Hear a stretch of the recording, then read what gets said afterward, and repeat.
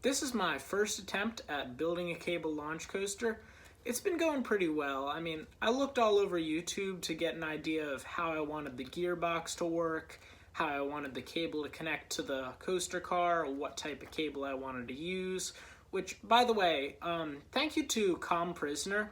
I asked him what type of cable he used in his cable launch coaster, which I'll link in the description. It's pretty cool. He said he used a 4mm shock cord bungee cord with 100% elasticity, so I ordered a 25-foot one off of Amazon, and it's been working pretty well.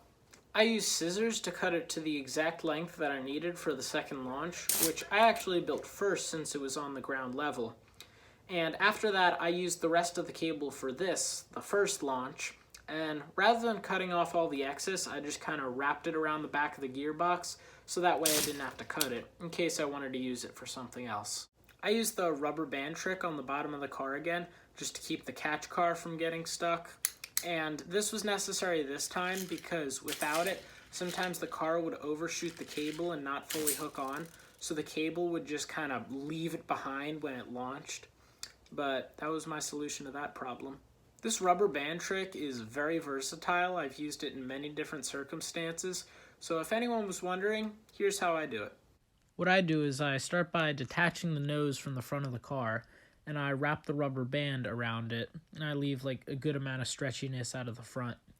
Then I reattach the nose to the front of the train, and I just string the rubber band around the bottom and attach to the catch car. And it should now prevent the catch car from falling backwards.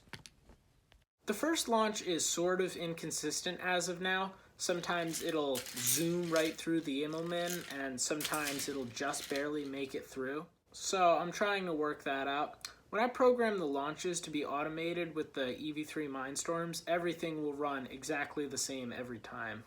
I'm going to wait to program and incorporate the EV3 until I get more track work done, just so I have a better sense of timing and how long it takes for the train to travel throughout the course. Here's a picture of the track layout. It is identical to the track layout of VelociCoaster, minus the fact that I removed the unnecessarily long brake run.